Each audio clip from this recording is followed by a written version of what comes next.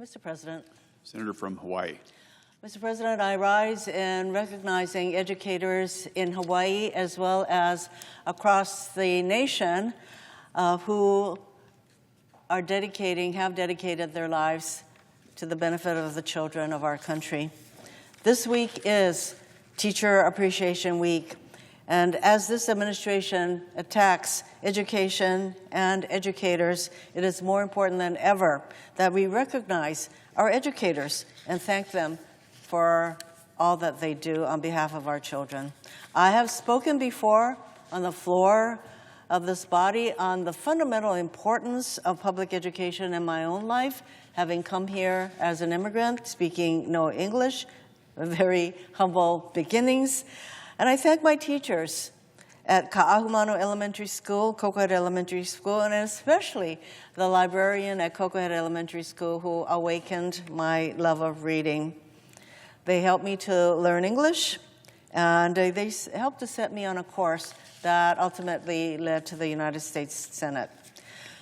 Today, teachers like Chayanee Brooks, an English teacher at Kaʻu High School and Pahala Elementary on Hawaiʻi Island, continue to educate and inspire Hawaii's youth. Chayanee, a Thai immigrant, is a nationally board certified teacher, and believe me, to become a nationally certified teacher, one must go through a lot of steps, but this certification indicates what an exceptional teacher she is. And she has been recognized as her Complex Area Teacher of the Year, as Hawaii State Teacher Fellow, and a Pulitzer Center Teacher Fellow. And just last month, she was recognized by the Hawaii State Teachers Association for her work to engage with and uplift the work or the voices of her students in her rural community. Chayanee has said that her philosophy as an educator is simple, quote, empower students to connect with the community and their own potential through storytelling, end quote. Chayanee has created a welcoming space for her students to express themselves and share their stories through creative avenues like journalism and documentary storytelling, where they highlight topics such as family separation and mental health. And you know that these are areas that the students not only care about, but have experienced in their own lives. So in addition to supporting her own students, Chayanee helps train other teachers to use storytelling as a tool to engage students in their own classrooms.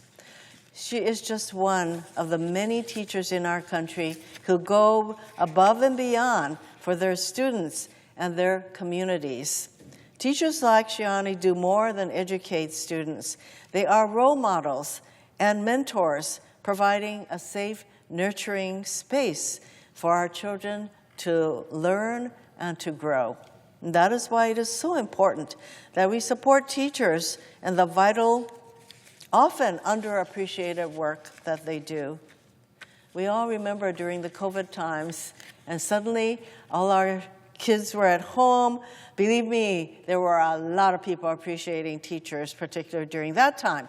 But it shouldn't just be at a time such as COVID, but it should be all the time that we appreciate the exceptional work and commitment that so many of our teachers have to our students and to education. But Donald Trump and his administration are hell-bent on doing everything they can to eliminate the U.S. Department of Education and undermine public education in our country.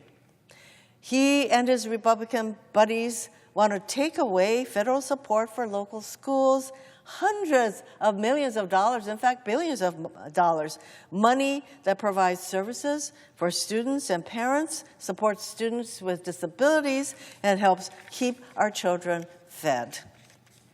Trump is also threatening to cut funding from schools that won't comply with his draconian executive orders, his obsession to stamp out diversity, equity, and inclusion in our public schools. Executive orders that direct our schools to stop teaching entire chapters of our nation's history, like the Civil War, African American history, and the history of immigrants in our country. That's just a part of the obsession that this administration has to stamp out diversity, equity, and inclusion in every arena.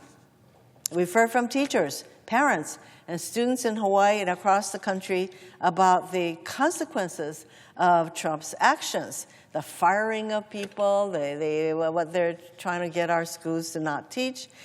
And they have told us, in 2 words, it's chaos. Much like everything else Trump touches and does, chaos follows. Just this week, Homeland Security agents terrorized a group of teachers from the Philippines living and working on Maui. They were invited to come to Maui to teach in our schools for a period of time. And despite these teachers being here legally in our country, the teachers were detained by Homeland Security and interrogated before being allowed to go about their business. That is called terrorizing people, plain and simple. So instead of supporting teachers, Trump is making it even harder for them to do their jobs. And our children will be the ones stuck paying the price. Mr. President, a strong education system is fundamental to building a strong democracy, a strong economy, a strong middle class. At the heart of our education system is, of course, our educators. That is why I and my Democratic colleagues are committed to supporting our educators, strengthening our schools, and ensuring every child has the opportunity to learn and grow, regardless of where they come from, income, disability, whatever their background.